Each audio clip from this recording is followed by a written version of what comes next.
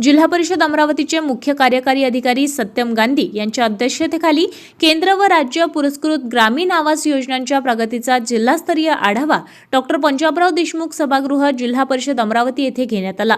बैठकीत जिल्ह्यातील स्थापत्य अभियांत्रिकी सहाय्यक, डाटा एंट्री ऑपरेटर, ग्रामीण गृहनिर्माते अभियंते, एपीओ व पीटीओ उपस्थित होते। बैठकीमध्ये प्रधानमंत्री आवास योजना टप्पा 1 मधील अपूर्ण घरकुले तातडीने पूर्ण करणे, टप्पा 2 मधील उर्वरित लाभार्थी मंजुरीची प्रक्रिया पूर्ण करणे, राज्य पुरस्कृत आवास योजना अंतर्गत प्रलंबित मंजुरी व अपूर्ण घरकुले पूर्ण करणे, भूमिहीन लाभार्थ्यांचे नियोजन करणे, पात्र लाभार्थ्यांना 5व्या हप्त्याचे वितरण करणे तसेच प्रधानमंत्री सूर्य घर योजने अंतर्गत सौर ऊर्जा प्रकल्पाची प्रभावी अंमलबजावणी करण्याबाबत सविस्तर आढावा घेण्यात आलाय। तसेच घरकुल लाभार्थ्यांना महात्मा गांधी राष्ट्रीय ग्रामीण रोजगार हमी योजनेअंतर्गत मिळणारे मस्टर नियमितपणे उपलब्ध करून देण्याचे निर्देश सुद्धा देण्यात आले।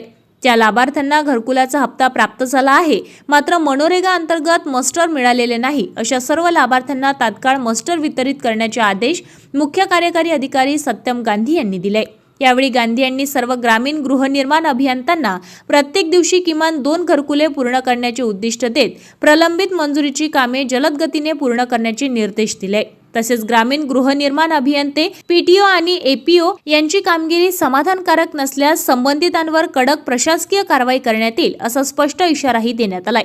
बैठकीस जिल्हा ग्रामीण विकास यंत्रणेच्या प्रकल्प संचालक प्रीती देशमुख तसेच नरेगा उपमुख्य कार्यकारी अधिकारी मीना मसदकर आदी मान्यवर उपस्थित होते।